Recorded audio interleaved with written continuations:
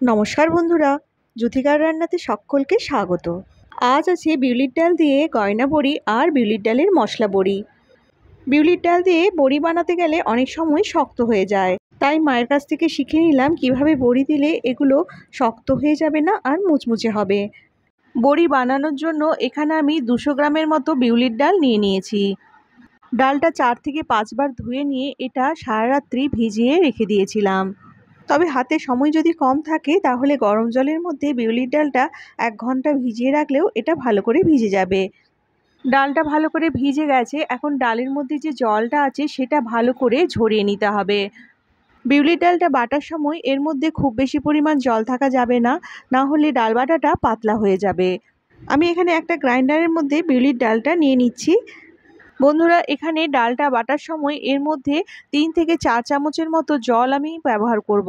যত কম জল দিয়ে এটা বাটা যাবে তত এটা ঘন হবে। আমি এখানে হাফ কাপের মতো জল নিয়ে নিয়েছি।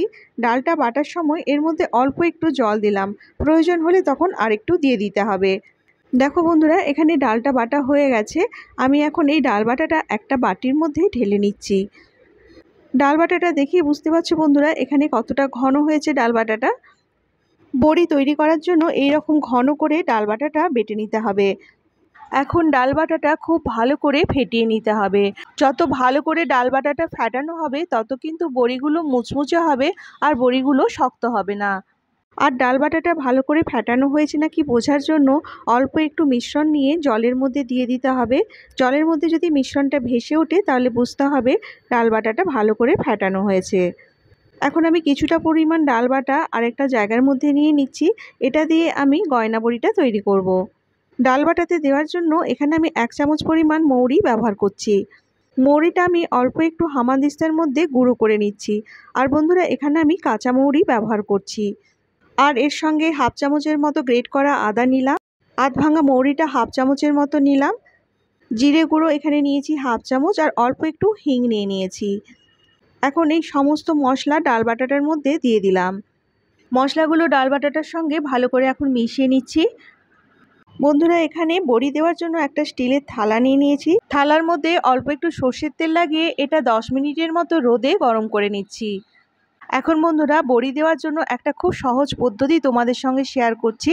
এখানে বিউলির ডাল বাটাটা একটা পলিথিনের মধ্যে ঢেলে নিয়েছি আর এর ওপরে একটা গার্ডার লাগিয়ে দিয়ে এর তলাটা কাঁচি দিয়ে এইভাবে কেটে দিচ্ছি।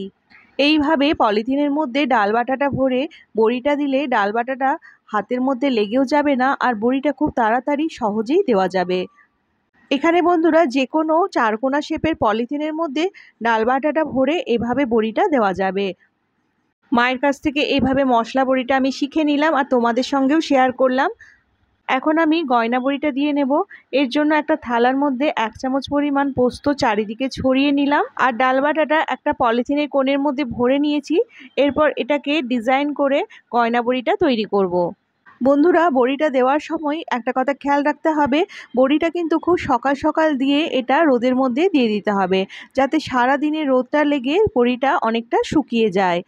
বন্ধুরা, এখানে গয়না বড়িটা দেওয়ার আগে ডাল বাটাটা কিন্তু আরেকবার খুব ভালো করে ফেটিয়ে নিতে হবে, তাহলে গয়না বড়িটা দিতেও সুবিধা হবে আর এটা খুব বেশি মুচমুচেও হবে।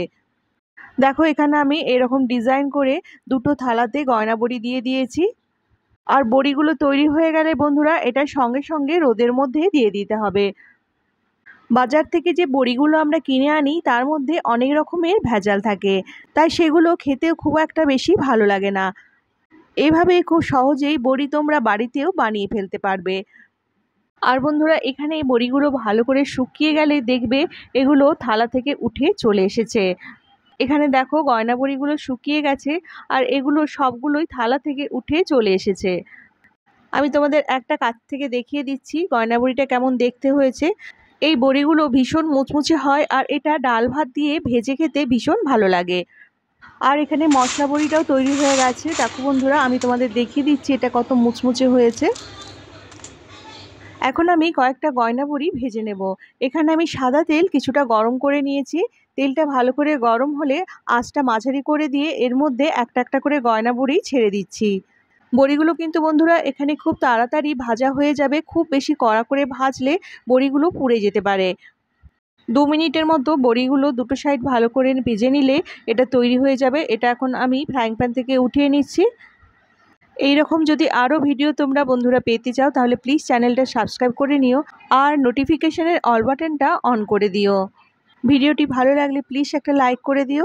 চলে আসবো আবার একটা নতুন ভিডিও নিয়ে। আজ তাহলে আসি, টাটা।